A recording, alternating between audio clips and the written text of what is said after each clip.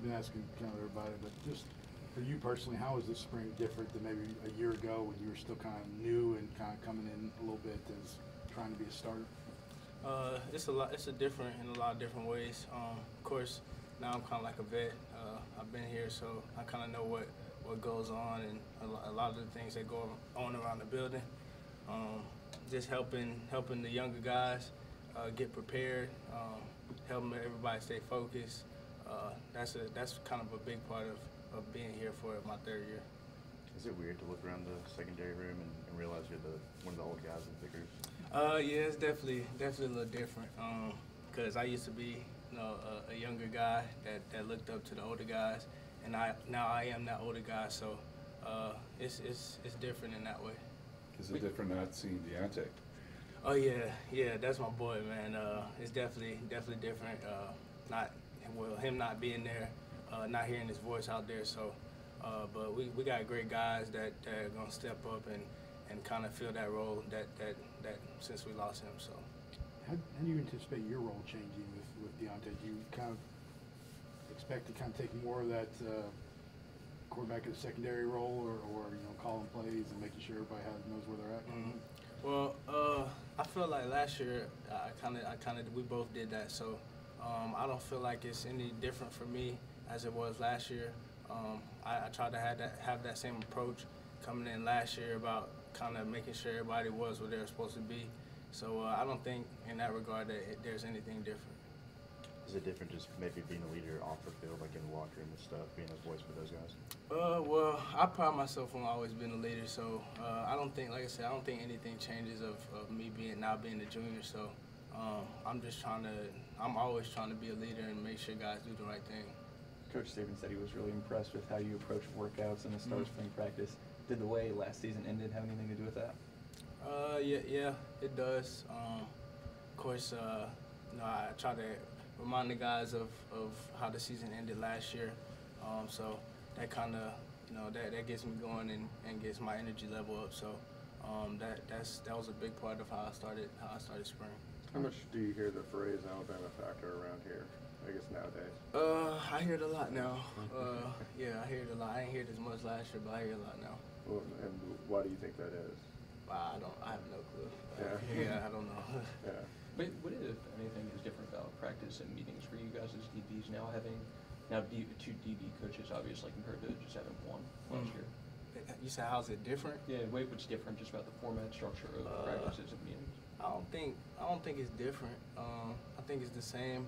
We're just getting coached by two different people, getting two different perspectives from what Coach Kelly sees and then what Coach Scott sees. So I think it's good for us because it helps us look at stuff in different ways and it helps us get better. What's Coach Kelly like, and did you have any interactions with him when you were being recruited when you were in Georgia? No, I didn't from recruiting. Mm-hmm. But he's a great guy, great coach. He helps me with a lot of stuff. He's actually made me a lot better, even with the little time that he's been here. So it's always the little things that he teaches me that it kind of sticks with me and it helps me out on the field. Give us an example where you pointed out something, whether it's a practice or film, that just a tiny little thing that you can correct or make better, kind of open your eyes. Like yesterday, we were watching film, and he's just talking about me coming out my breaks not being wide, because when your hands go wide, your feet go wide. So that's kind of just the little things that he tells me about to get me better.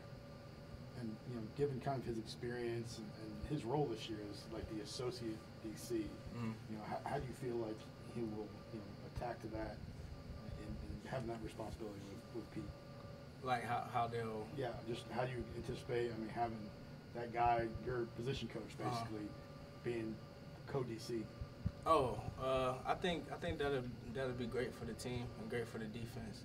I don't know how much that will do anything with me, but I'm sure it'll be great for the defense.